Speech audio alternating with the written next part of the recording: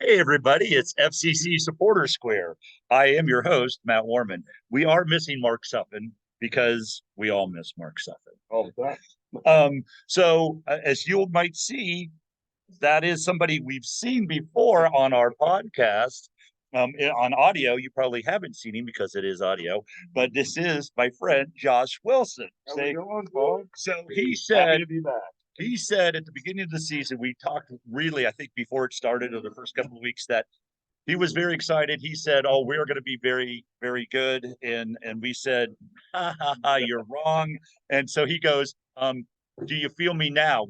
And I said, "Yeah, okay." He goes, "Well, put me back on." I said, "Well, we already talked to you." And he goes, "Yeah, but put me back on." Yeah. So, free beer and a road trip. I like it. We are here live near for you here at the FCC Supporter Square. So we're going to talk a little bit, right? We're kind of in this dead zone. Nobody knows really what to talk about. Leagues Cup came and went.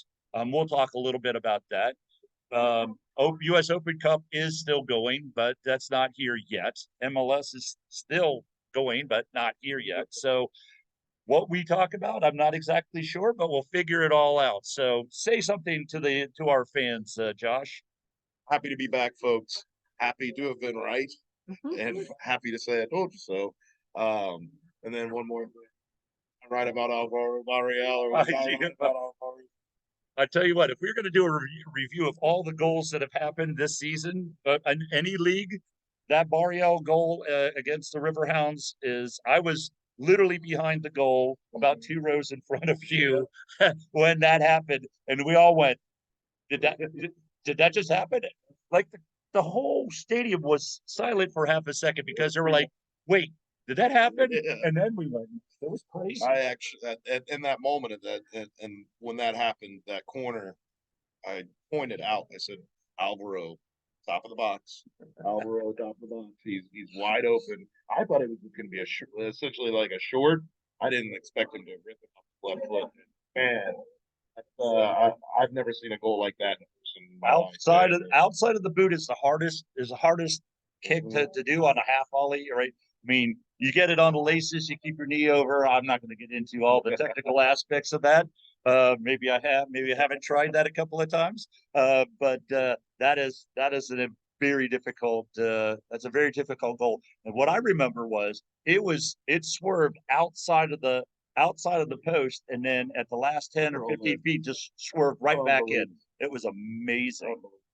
It's free to be able to say that, yes, I was actually correct for the first time in a long time. and something, and that it's FC Cincinnati. We're playing well. Obviously, it's rough getting knocked out by Nashville in the Leagues Cup. That was pretty rough, but you want to talk about that, don't you? You want to talk about that. You're going to make me talk about how they bunkered. So yeah, it's nice to have a 2 weeks lunch break. I'll say that, but much needed time. But man, Nashville, really? If you ever going to lose, that's the way to do it, because Nashville from before the started whistle said, we're just going to play five in the back. We're going to put all 11 behind. You try to break us down. And here's the thing that I will say is that the last couple of games I've been seeing this happen is that there's this bunker mentality, Parker bus mentality. FC Cincinnati deployed it in 2020 and 2021, and you know what happened there. But the book now on FC Cincinnati is that they're not creative enough to break us down. Just play low block and put as many people back there and just clog up the middle and let them try to flounder around. That Nashville game, they did everything but finish. They did everything. If Vasquez finishes his sitter, we're through. If Boot keeps his knee over the ball, we're through. I mean, we broke down that team, one of the better defensive teams in the MLS, and certainly, clearly, when you throw 11 people back, you get a lot of really good defense. And you're talking Zimmerman. That's not a bad squad. You know, I will say that about them. But it was very disappointing. They were playing for the PKs, and Miazga of all people are the ones that let us down. But That one hurt. I very rarely will ever question that one.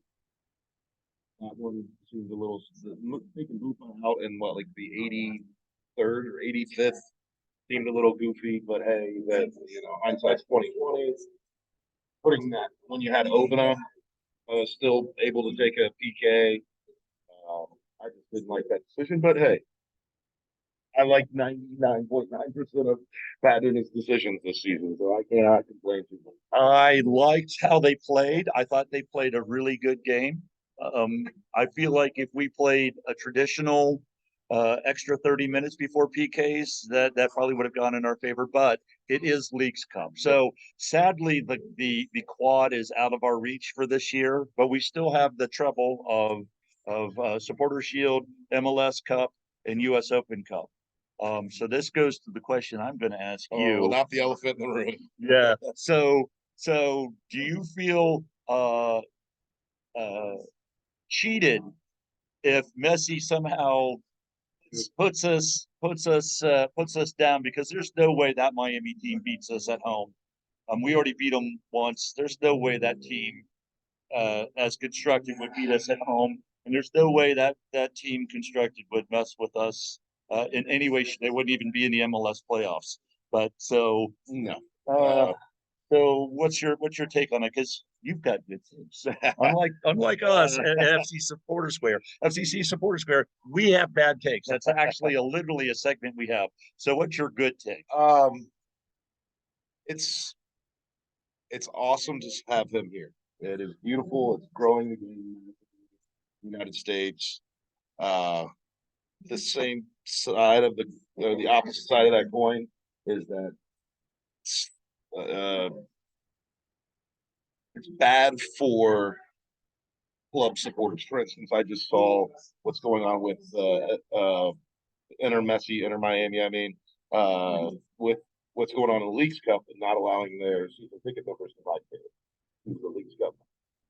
And they have, as of right now, like 63% occupancy or something like that. It's very low amount of tickets sold, and it's like it's great for soccer in the United States, but it's not been ideal so far for the MLS. I mean, he still have yet to play an MLS league match. Until he uses CONCACAF refs, we'll see what happens. Yeah, get real rough, but, it's double-edged sword, catch 22, whatever phrasing you want to use. Well, it's great to have him here, but it makes me worried what's going to happen. So there was a good friend of mine, federal fellow brigader, until he moved away to Charlotte of all places. But he is still orange and blue all the way. Matt Imholt. He kept saying Mbappe to FCC confirmed. Now Neymar sounds like he is seriously considering going to one of the LA clubs. So maybe Mbappe could come to FC Cincinnati. To him. I don't know if we have a slot, but it sounds like if Garber likes the deal, he doesn't care. He doesn't care what the rules say. That's the other part of that. So that's where I'm happy that Messi is here, but it sounds like he's brought 3 or 4 friends that could have turned down $50 million deals for $300,000. Yeah, wink, wink. Yeah, right. So that's kind of a problem. That's not how we should do things. That's not how we should play fair, particularly in the middle of the season. If you want to change the rules and say here's a minimum, a maximum, no DPs, a minimum of X number of U.S. players have to be on the squad. You have a 30-man squad. You have to spend at least this much. I think that would be great. I think that's where we need to be. I think that really offers us flexibility. Then nobody cares. But this whole you're under double secret probation, but here's five Real Madrid players for you. It doesn't seem like it seems like it's very fair. And it's not like they haven't gotten in trouble before. You know what I mean? Like they've already gotten caught with their hand in the cookie jar in Inter Miami, and now we're just going to sweep that under the rug because the greatest player in the world wants to come here. And it's very frustrating, but at the same token, it's growing the sport. And I'm sure Apple is loving it right now. Well, that's what I was going to touch on, is that really that helps MLS. It's a money grab. We know it's a money grab, but it helps Apple because Fox Sports, who things, here's another things I know but don't care, is Fox signed a deal with the Saudi Arabia League. I know, I didn't I heard know it. that. Yeah, well, there you go. Things I know but don't care, right? That's a different segment. That's another segment we have that we do occasionally, but I don't care. Yeah. They couldn't support MLS. No. ESPN is not outside of America. Say what you will about love or hate about Apple TV. They are global. You can watch Apple TV anywhere on the globe. I now have the luxury of, because I travel for work at times, that I can actually watch it at work or after work on my computer. If I haven't seen it, I don't have to just say, don't talk about it, which most people wouldn't if I'm 2,000 miles away. I can just go and watch it like I haven't seen it and enjoy that game. That's something that here in the States we kind of take for granted, but there are Messi fans all over the world, and now there's going to be MLS fans because now they're Messi haters as well. Oh yeah. There are some, Yeah. and they're going to pick FC Cincinnati. Hey, maybe if FC Cincinnati beats Messi, Yeah. we may end up with 5 million new fans all over the world. Yes, because Apple TV. Be great. A lot of Ronaldo fans, probably, unfortunately. That's all right. We'll take it. Yes. Cincinnati, we always Would love you new fans. would you take Ronaldo in FC Cincinnati? No. That's just way too much money to be spending, in my opinion. 5 years ago, I would have said yes. Yeah, but 5 years but now no, not so Yeah, much. I mean, same thing with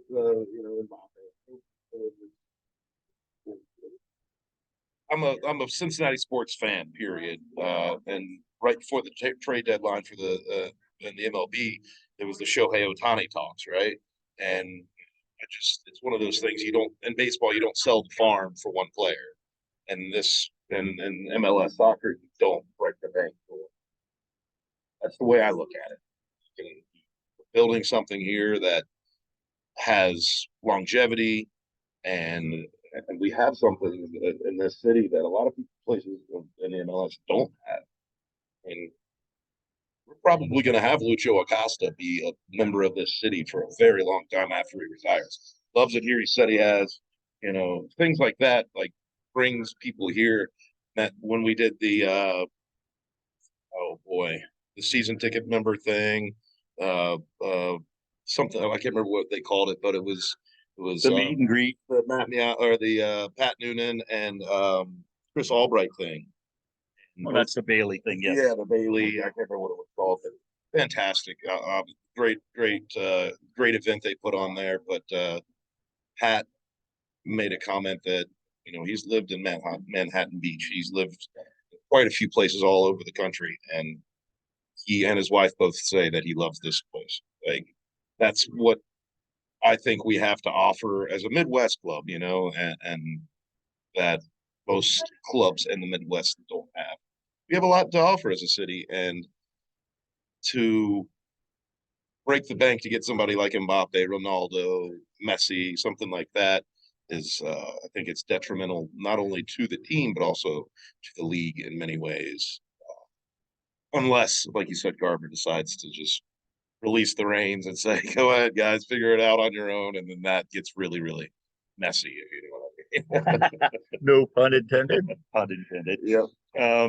Yeah. Well, let's talk about FC Cincinnati because you touched on some things I think we can talk about, things that you may or may not know, things I know but do care. Yeah.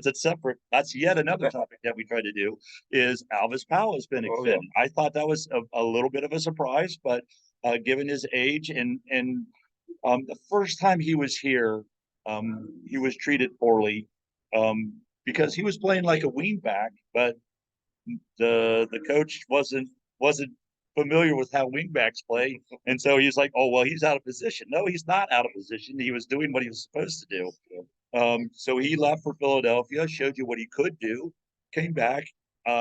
He's a somewhat of a fan favorite. I would love to see him score a goal, but he's got the pace and wily veteran knowledge to do the things right. When he comes in, there's a bit of a spark. So I'm happy to have him signed. I thought and Nick Hagelin signed for next year as well. I thought at the beginning of this season, I think he has a different opinion.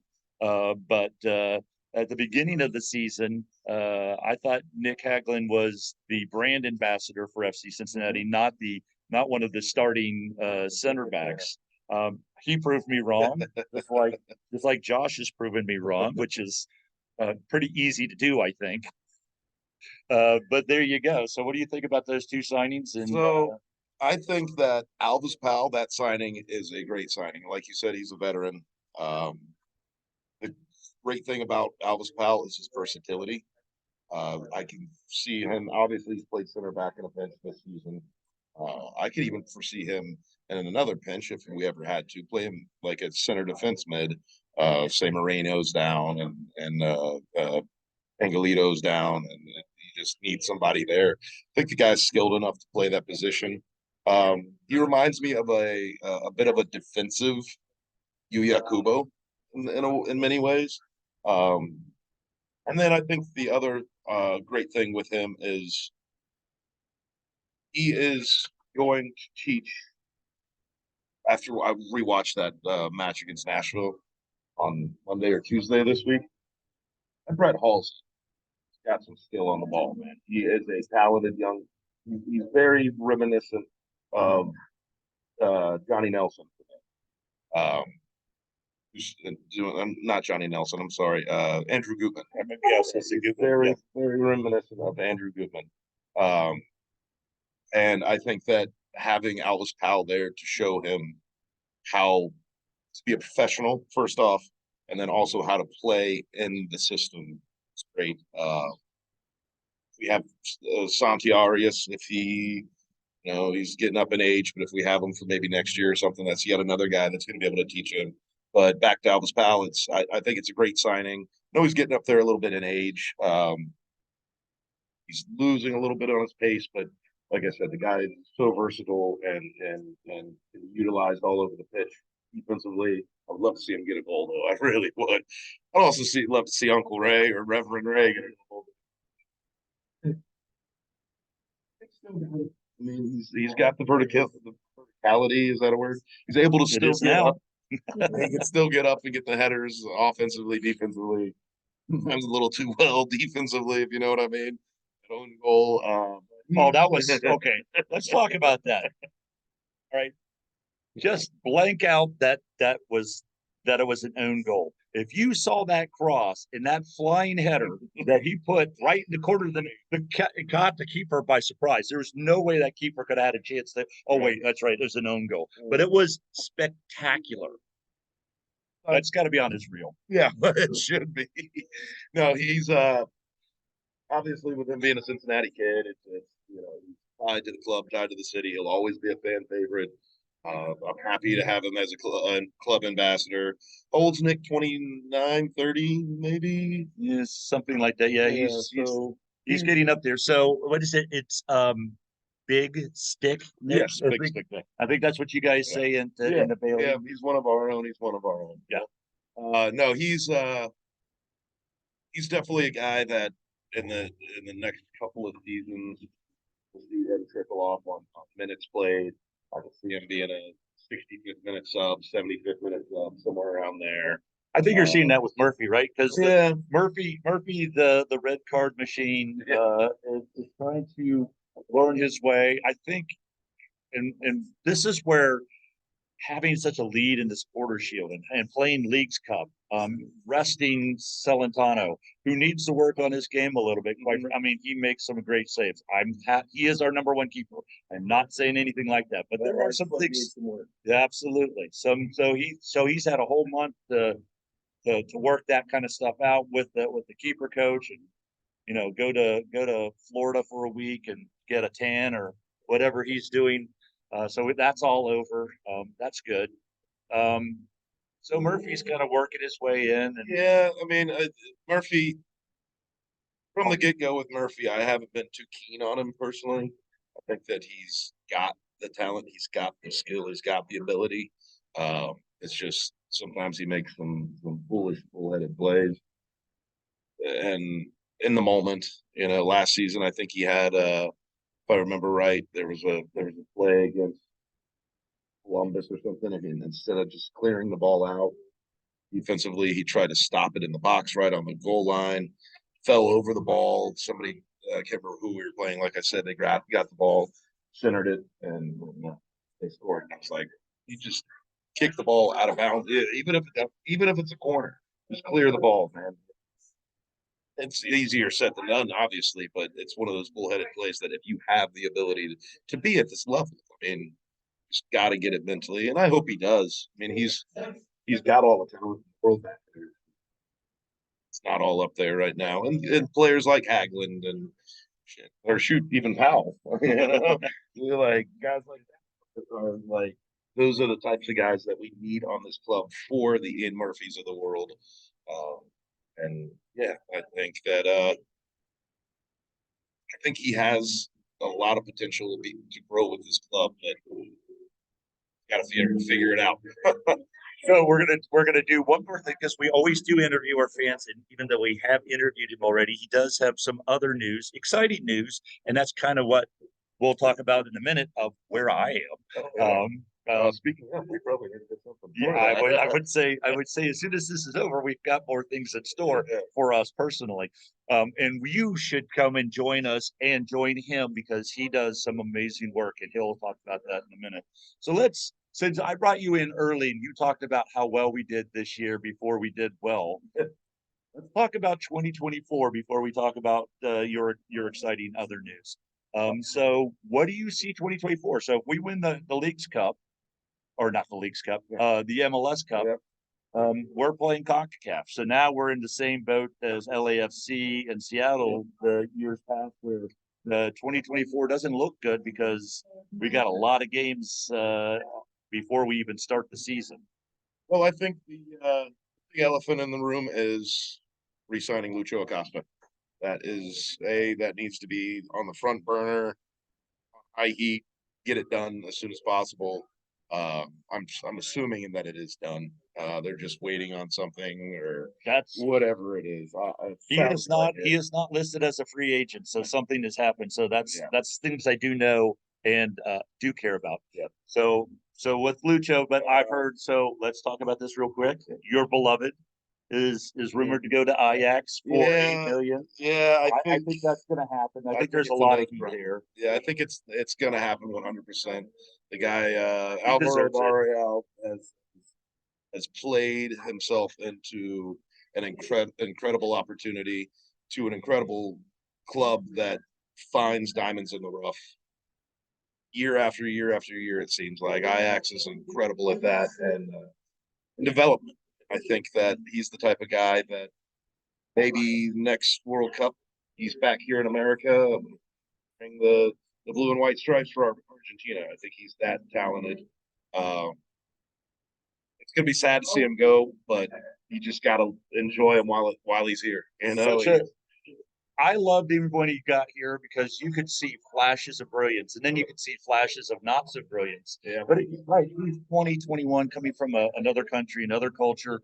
He got assimilated, then he got a really good coach, and you could just look.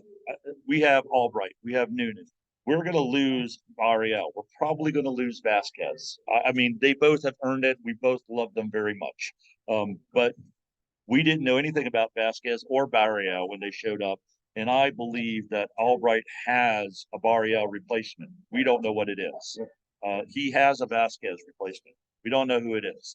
I mean, you didn't know who Obi was. And it's like, nobody in the world knew Obi was. Who's this guy? Right now, we're like, oh my gosh. And then, Mascara, well, okay, he came from the Wolves, the foreign loan, but he's just a kid. What? Oh, can he stay with us more? He's the best 11 in the league, man. He's incredible. So I feel like, unlike years previous where we won some wooden hardware, is that we've got a management and a front office. We know the front office will spend money. They just need to spend it in the right spots. Now we have a team that knows where to spend and they know what they want. So they're not going to spend recklessly. But I think they're going to get, I think that's what's exciting. It's sad and exciting. So what does your 2024 look like without Brandon Vasquez and our Alvaro Barrial in CONCACAF League because we won the MLS Cup? You know that. Let's go. It's still gonna be a problem. Faith and Chris. I think Chris is gonna find, like you said, a replacement. We might start off a little rough to start the season. We might not come out as hot as we did this season just because we're losing 2 key players. We've really lost this whole season. We've actually lost 3 key players if we account for Brenner, that have been established with the team. You know, people. Bupa it's been started off really good, and it's kind of simmered down a little bit. And he hasn't had any time to practice. So, I would still say we're making playoffs. I don't know about supporter shield. I felt comfortable about it going into it this year. Next year we'll fight for it, but I don't know if we're going to be up there like running away with it like we are right now. Still have faith. Think, like I said, Chris will find replacements. I think there's going to be my next Barreal guy. Probably going to be. I really think Angulo is going to take a net. He's starting to see that, because you see that flash of brilliance, and then kind of makes a mistake or two, and it's like 1 step forward, 2 steps back. If he could find a way to stop taking those steps back, he's going to be a next level up. The Angulo I saw it at St. Louis, and the Angulo I saw against league play, not Leagues Cup, against Nashville, 2 different players. And I think that's the same thing with Murphy. I think that's why they're sticking with him. Yeah. I think once he gets it, once the lights come on, it's going to be better. I think you're right. I mean, for me, for 2024, I enjoy this season. If you're an FCC fan, enjoy the season. If you're an MLS fan and you like FC Cincinnati, enjoy the season, because this is what happens to Philadelphia and LAFC. They get really good players and then they have to move on, and then they have to struggle, or they win a cup and then they have to play CONCACAF. And by the time March comes in, they have 3 injuries and they've already played 15 games. Next year is going to be really fun, really unusual. This year is going to be very special. So enjoy the special. Come to the playoffs. Get your playoff tickets, because this is going to be maybe a once in a lifetime thing, right? This is not, we're not going to be dominating like this every year. So let's do it this year. And a season to remember, a season of a lifetime. As lifelong Cincinnati sports fan, I couldn't have asked for anything better. And you make friends like this, right? We hang out every week, seemingly, and we have a good time going to the march. So if you haven't done a march, you come to the march, because it is a glorious, fun time. Even my wife, who is staring at me, also goes to the march. There we go. She refuses to become on camera, but yes, she's real. So let's talk about your special news. So when we talked to you, if I recall correctly, you were a brewer at 50 West. Correct. So where are we, and what are we doing? So currently, for the last 3 months, I've taken a huge step in my career as a brewer. 50 West was a much larger brewery than where I am now. I'm at 16 Lots Brewing Company, located in Mason. We actually just opened another location down in Newport on the Levee, the old Jefferson Hall, if you're familiar with the area over there, right across the Purple People Bridge. Hang a right, can't miss it. So if you see a homeless man with a beard, I mean, a brewer with a beard, just say hi. And I'll buy you a beer. How's that sound? There you go. Say, I saw you on the podcast. Where's my beer? There you go. That's that is your code. I saw you on the podcast. Where's my beer? There it is. But no, Awesome beers coming out this fall. Already I started off at 50 West as a kind of a grunt, grew to a head production brewer level where I was producing kind of the same beers all the time. Now I'm back to my creative roots, so getting to brew beers that I like, brew beers that are fun, brew beers that I've wanted to try and brew for many years. Brew beers that are tasty. There you go. That's the key part here. They're tasty. I'm telling you, straight up. My recommendation, come get a tasty beer. So that's it. That's all you want to say. So Yeah. 16 lots, right? So he has 2 locations. Come say hi. There's some Glorious Pizza. So a little bit later, I'm going to get some Glorious Pizza. That's what I've heard. Yeah. You have the Glorious Pizza in Newport as well, or is No, that just here? Bad Monk's Pizza's just here, and we actually have a full operational kitchen down in Newport. It's awesome food. I'm not joking. Some awesome food. I would recommend the Reaper chicken wings, and it's done on top of like brown sugar and maple. So good, so good. Am I going to be sweating babies or? Yeah, you might. Well, So that's why you go back in for another drink of your beer. oh, there you go. Okay. Hot food sells more beers. Beer is so. a known spice killer. Forget the milk, you got beer. There you go. Yeah, because if you drink them enough, you just forget. You forget that your tongue fell off. But the great part about the location down in Newport is it's right on the river, and WEB fireworks will be awesome there. The Fluke Dog this weekend is going to be really cool to view from right there. The Yeatman's Cove right across the river. Yeah, it's a really awesome location and really cool space. Very, very cool space. Dell Hall, the beer influencer extraordinaire, the beer fasting man himself, did a great job with it. That reminds me, one last little thing before we go. There is what is it? The Fluke Dog? Fluke Dog, yeah. Fluke Dog. So that's that Red Bull thing. So we do have a Flying Gary. So I'm just throwing out a shout out to all the people who designed and worked on the floating Gary. I know several of us were like, we should do that. And somebody said, yeah, we're going to. And we said, oh, right, we have other things to do. Congratulations. So for you guys who've done that, a shout out from FC Cincinnati, FCC Supporters Square. We're very proud of you. Good luck. Fly high and don't drown. Don't drown is the key. Get your shots because you're flying into the Ohio River. You never know what's in there. That's Drink 16 lots beer as soon as you get out. It cures everything. I'm telling you, it does. So any final words, since we had a little bit of an interview there and you've given us our words of wisdom, our sage? I'll just say that it's awesome being in this city. It's awesome experiencing what this club is offering us as fans right now. Our stadium is second to none. The game day experience continues to get better and better and better for me as somebody who's in the Bailey every game. And never view anywhere outside the Bailey until I'm too old to be in the Bailey. That is.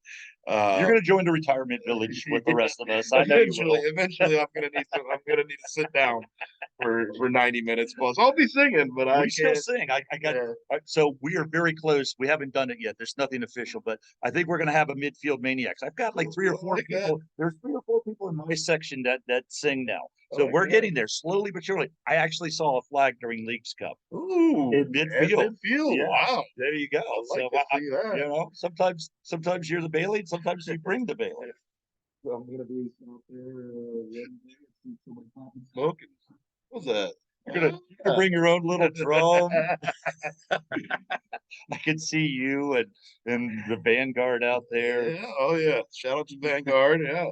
And hey, Ron, I know you're probably going to watch this. You're not allowed to miss another match. There you go. You're not allowed to. Just FYI.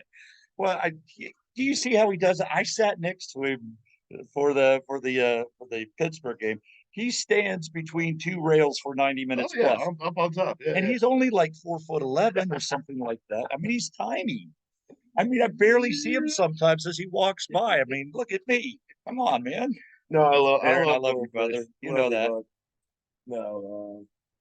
No, take care of everybody in the Bailey. Take care of everybody at the Tickle, and let's just keep on winning. We got a couple more weeks. We'll have some more content. We'll definitely have some more fan views lined up. So it's not like he's hogging it every week.